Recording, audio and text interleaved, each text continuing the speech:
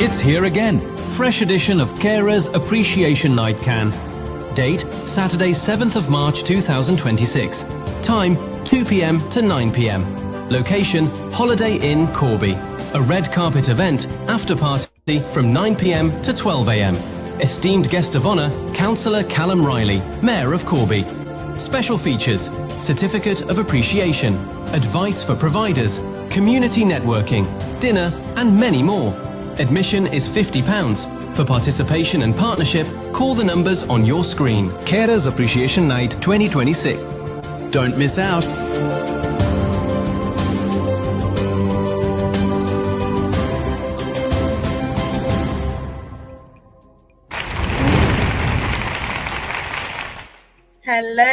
Hello. Good evening once again. This is Afrinitytv. My name is Janice and I am your host this evening as always.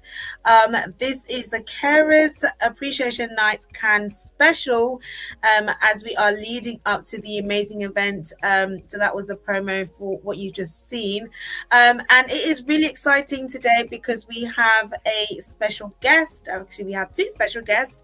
As we said, we set the time before. These lives are new, but we're really excited because we want to bring to you some guests on here so that we can really deep dive into the sector, the carer sector. So I'm going to first of all introduce Namatirai Chipere, who's also known as Nama. Now, Nama is Master of Laws in International... Oh, just bear with me. In international law, she's a solicitor. She's a specialist in compliance, officer health and social care. Also a migrants' rights advocate and vast experience in mental health support. So as you can see, the spectrum in the experience is vast and it is wide. Hello, Nama. How are you? Hello, Beannie. I'm so excited to have you on here. Now, given your unique background as a solicitor and a specialist in compliance with a deep focus on migrants' rights and mental health. Now, there is so many in there to deep dive in and to just really unpack. You really occupy a niche, a rare niche between the legacy theory and the frontline practice. So I just want to really, first of all, just introduce your story really and, tell our audience where you started and where you got that passion for such a niche in the care sector. So yeah, tell us a little bit about yourself and your background. Okay, pleasure having people here listening to my story. My story is a mixed bag, really. I'm a lawyer from Zimbabwe. I practiced in the private sector. I practiced in the public law sector as a prosecutor for quite a bit. So when I came to the UK, the first thing that facilitated the sort of niche area to grow was realizing that there are a lot of things that actually transact between the law and the health and social care. So I fell in love with the compliance aspect of health and social care. So most of my career in that industry has been towards the direction of compliance, towards the direction of migrant rights protection, because being a migrant myself, I have sort of taken that space to champion the interests of migrants and assisting them to sort of navigate the terrain in terms of compliance while you're in the UK as a migrant worker, and especially if you're working in tightly regulated sectors like the health and social care. Yeah. So that has been my obsession, so to speak.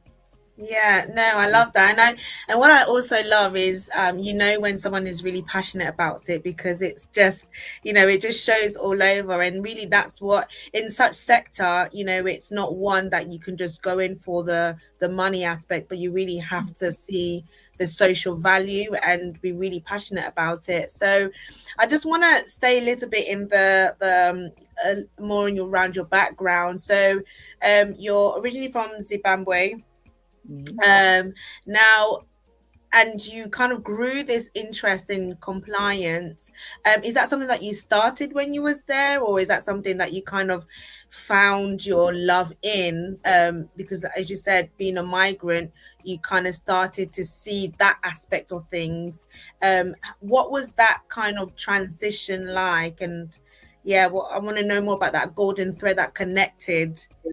Okay, so when you've got a legal background, your eye is sort of always going to be towards the law. You cannot divorce from it. So whichever sector you end up in, whichever environment you end up in, you tend to pivot towards the laws around that sector. So naturally, when I found myself in the health and social care, my eyes were glued on the compliance sector in that sphere, and also how to sort of make sure that people who operate in that sphere are protected, because it's tightly regulated. So I sort of grew an obsession into how to protect carers when they are delivering care, how to protect care providers when they are actually, recruiting and that sort of thing. So it naturally grew on me. Yeah. No, that's just, the aspects married themselves to each other, the law and social care. Yeah, no, that's absolutely amazing, because as you said, it's one of those areas that you can't kind of go away from, and I suppose you always got that law lens, isn't it, and looking at things from a policy perspective or compliance perspective and regulatory perspective, because actually it's embedded in who you are and your passion and the work that you do. Now, in terms of the mental health aspect, and being an advocate for that, how did that loop in? I've worked at a mental health hospital. So it's actually borrowed from my own experience that I actually went through while I was in that space, and realizing that while you're delivering care, you need it more. So you carers deal with a lot of traumas that they can't sort of deflate. They deal with a lot of stress, a lot of depression, just by being in those environments. And you get out of that space and you start to think, how can I assist people who are finding themselves in these situations? How can I make it better, make it more tolerable as they deliver the care in those spaces? So that sort of gave the idea of Bridge Legal and Care Consultancy. So it's Bridge that is legal for the carers mainly. Yes. So it was born out of the need to make sure that the landing pad or the cushion is soft enough for those who are actually providing the care. Yeah, no, that's phenomenal, and how just everything is looping in. I'm going to touch on a little bit about the Bridge Legal and Care Consultancy that you have. And just in terms of the mental aspect, that's something that I touched on last week, because, it's such a sector that can be so isolating, and it's a day in and day out, and it's the weight of what you're carrying. And with that comes along the depression and everything else that you can experience. And for carers, I suppose, to know that actually there is support out there, and it's not an uncommon thing. Because I think when you start to dive into the mental health aspect of things, it can seem like it's a me problem. There is something wrong with me, but actually it's the weight of the sector that you are carrying and the job that you're doing. Expand on that a little bit, and what's your thoughts around that? You find that when migrant care workers came into the country, they were carrying the load of other troubles, other cares from back home. They've got black tax that they're handling, and then you come here and the weather is not the kindest. So already you've got the natural tension that happens because of the weather changes. So depression tends to creep in. Yeah. And medically, people are told, oh, take your supplements and then you'll feel better. But some continue to get depressed because of cases such as immigration issues. Yeah. Most of them have dependents that they failed to bring in. Most of them have domestic issues that are sort of taking a toll on their everyday lives. Yeah.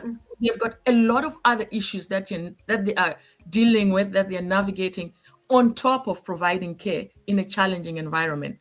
So we come in to sort of help with those other aspects that they need help with around their lives, around their family setups, around their immigration setups, around their employment relationships. So you find that carers are being exploited.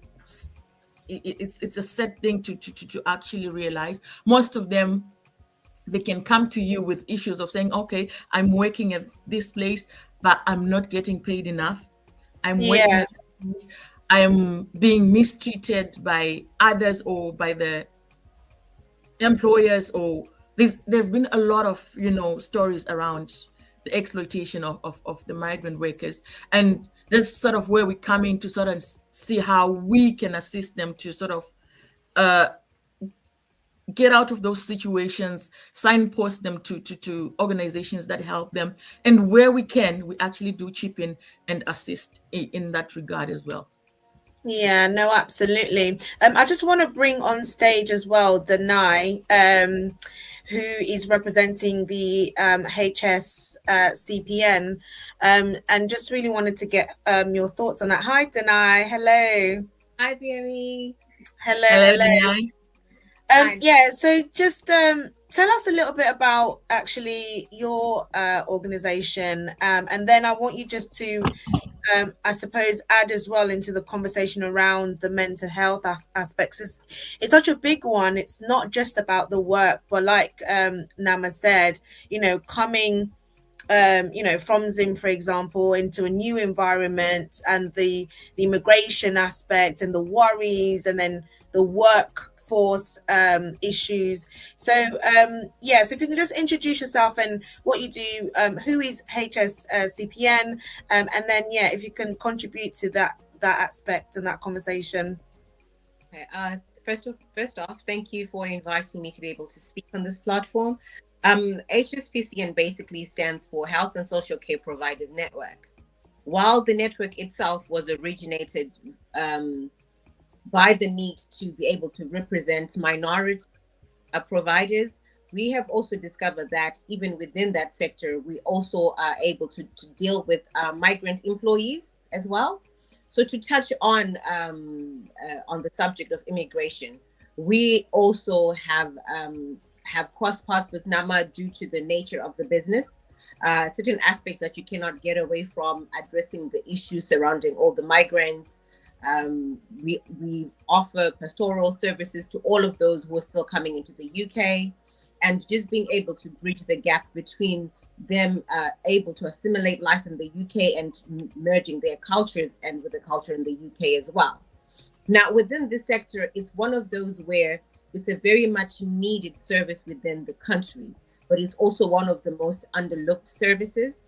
So we are here to represent providers and the employees as well, to make sure that all of their needs are being met in the best possible way possible. So that's why we engage the services of people like NAMA and other organizations that we partner with, to try and make sure that all carers, all migrants are being represented in the best way possible. Yeah, no, absolutely, because I think that representation and the rhetoric around healthcare assistance, or even the sector in general, I think there's still work there in terms of what the right message should be, and the protection of the carers and the information that's available to them. Nam, I'm just going to come to you quickly, because I know you founded the Bridge Legal and Care Consultancy.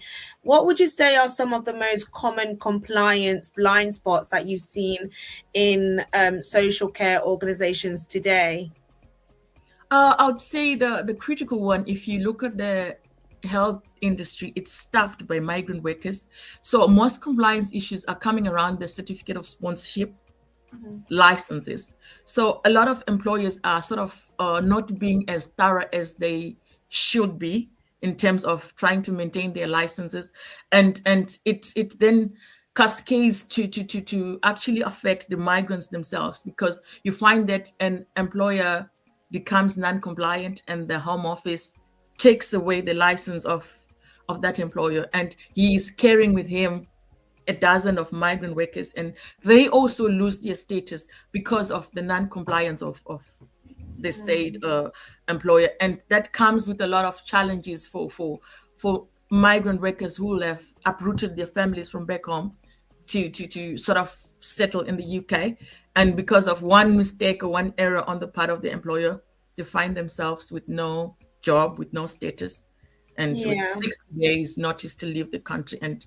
that, I would say right now, that's the most harrowing experience that migrant workers are facing. And you find that other employers as well are now hesitant to sort of sponsor new workers, because the restrictions around the certificate of sponsorship, the uncertainty is just creating problems. No one wants to commit anymore to migrant workforce. So it's really a difficult situation that both the employer and the employee are facing right now. Yeah, no, absolutely. And in some ways I can relate. So I'm in the social housing sector, and I know we've lost, so much talent because companies are more reluctant to offer sponsorships. And I wonder sometimes what the limitations around it is, whether it's just actually obtaining the right knowledge or having the right consultancy to understand actually the benefit of it, because there's so much talent and there is such a demand in the sector that actually the result isn't to stay away from it, but actually how can we overcome the obstacles? Danai, what's your thoughts around this subject? It's a very difficult subject, to say the least. Yeah. As the Health and Social Care Providers Network, we have we are more or less the bridge between the employers and the employees. So, for example, a lot of the people that actually can employ, the displaced migrants, they are hesitant for a number of reasons. Some of them may not even have anything to do with the compliance aspect of things. It's mainly also things surrounding the changes being made by the government in the sector. But the one that comes to the top of my head is the pay disparity. There is a shortage of carers, but you will find that for any new sponsored migrant, they need to be on a higher rate than those that were employed ages ago.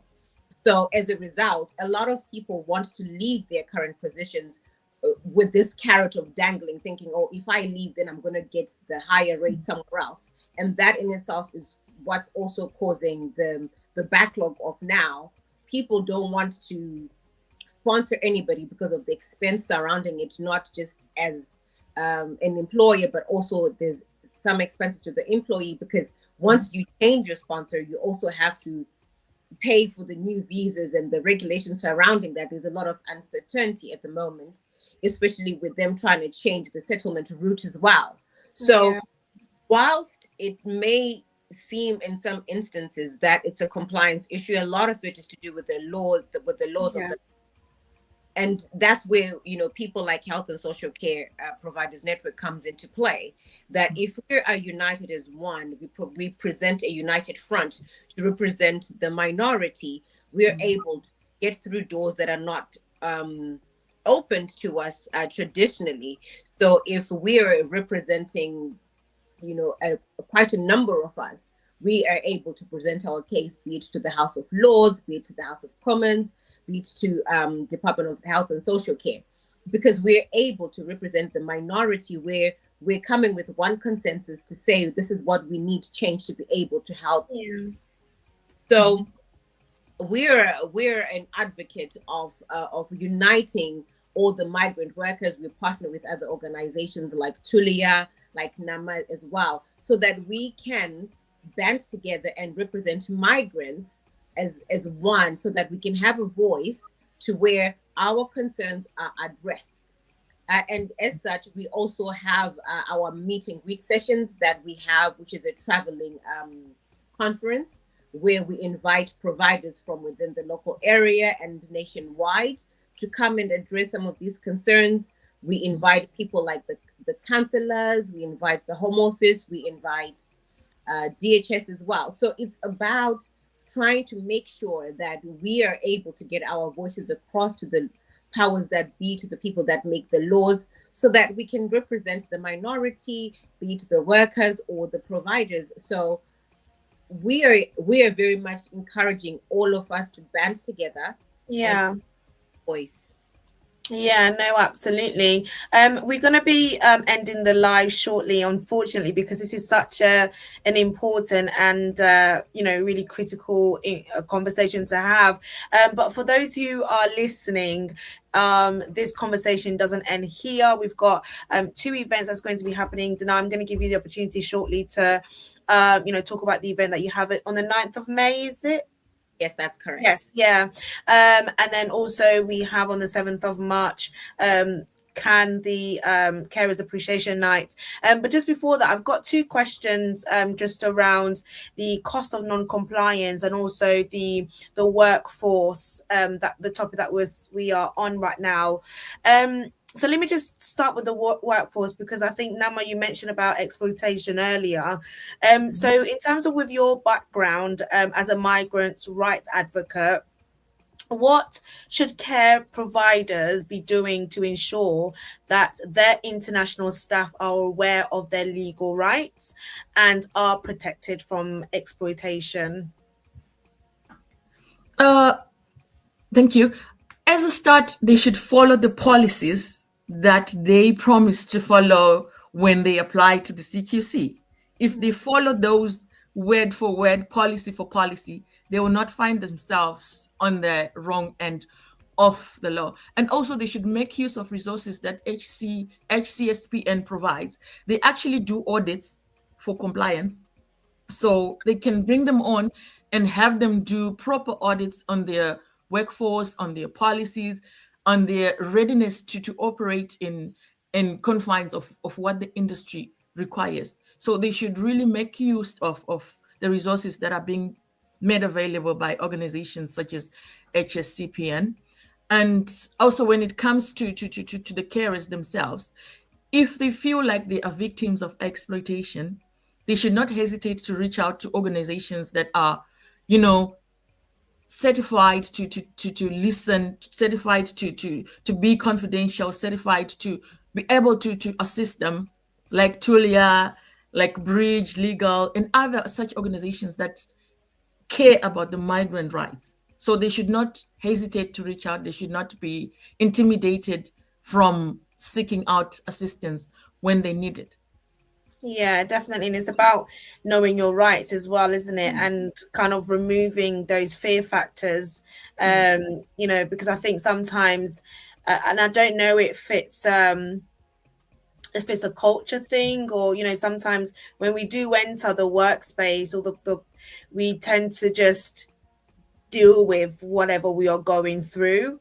And we have so much rights, and this country is so regulated in so many ways, and it's about knowing your rights as a human and the way that you should be treated in the workplace. And I think we need to rise up more and actually speak up and not be afraid of any retaliation because of my rights. So yes, I think having, Dana, you spoke about that representation and just really being a voice and that unity and coming together, and you guys do a lot. I really commend the partnership that you really push out. So I think that's so important, because this is not about competition. This is about coming together and being one voice and actually pushing out the right message. Would you say that in terms of from the top level, there is that representation and it is being echoed and there is that voice, and are we getting there? What's your kind of thoughts around that? Over the last 10 years, we have seen a shift in the culture, in the sense that before you could walk in a boardroom of either commissioners or immigration specialists, where you could possibly maybe just pick one or two minority person representing, Whereas the landscape has now shifted to where, if you know, don't quote me on this, but the statistics, I think, of last year or the year before that, it was almost 70% of the workforce were all migrants in the health and social care sector. And of that 70%, we have been drastically underrepresented in the rooms where decisions that govern the sector are. So there has been a major push, not just from our organizations, but from other organizations alike, where we're seeking representation, where we're seeking to have our voice heard. There's also a shift in the number of providers, whereas before it was predominantly owned by our counterparts, whereas now there's a lot more of us minority providers, and there's a shift in trying to build up the compliance so that we move from the stereotype of, oh, another Black-owned business where we're expected not to operate in excellence, which is where organizations like NAMAS comes in, to where it's not just championing the compliance of the sector, but it's also championing the compliance of minority-owned businesses. And there's also been a shift in terms of the education surrounding the sector in terms of what our legal rights are. So, for example, our organization, we run a few social media accounts where we are posting information and the rights and the resources available to all the carers. So I would say we're still a long way to where we need to get in terms of the representation, but there has been a shift. Like one of our directors, our co-founders always says, is that the cake is big within the health and social care sector.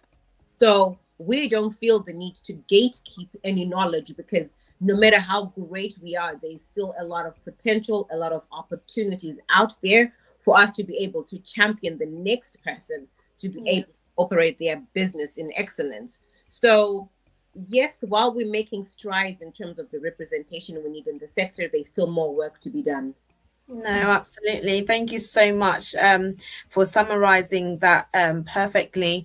And like you said, there is so much opportunity, and I think we just need to put that lens of opportunity, and that will really enable us to move forward and see more partnerships, more information being shared, and actually more excellence, which is what we want to see from the communities. We want to see us operating in excellence. And like you said, it's not about another Black business or another, it's actually, this is excellent, you know.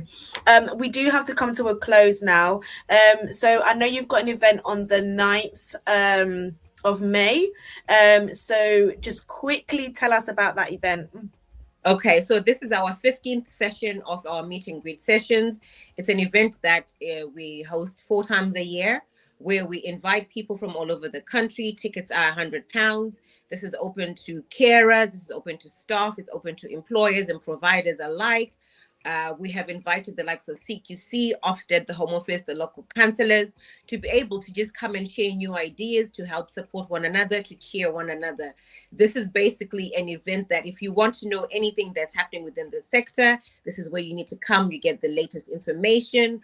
We share tips with anyone. So it's an event that you do not want to miss. You do not want to miss. Absolutely. And it is, the flyer is there, so make sure that you pause the video when you watch it back, because this is one to definitely play back and capture the location and everything. And I forgot to say that. No, that's okay, that's fine. And you will both be joining us on the 7th of March for our awards appreciation night. And I cannot wait. As you guys heard the conversation, it's so packed up with so much, you know, and we've got professionals on here.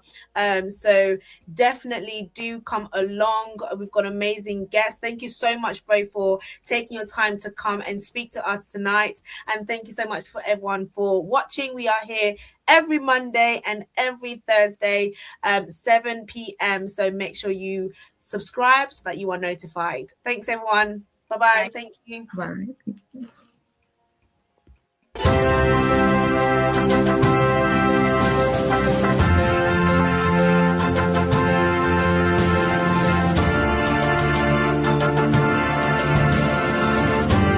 It's here again. Fresh edition of Carers Appreciation Night Can. Date, Saturday 7th of March 2026. Time, 2 p.m. to 9 p.m. Location, Holiday Inn, Corby. A red carpet event, after party from 9 p.m. to 12 a.m. Esteemed guest of honour, Councillor Callum Riley, Mayor of Corby. Special features, Certificate of Appreciation, advice for providers, community networking, dinner and many more. Admission is £50. For participation and partnership, call the numbers on your screen. Carers Appreciation Night 2026. Don't miss out.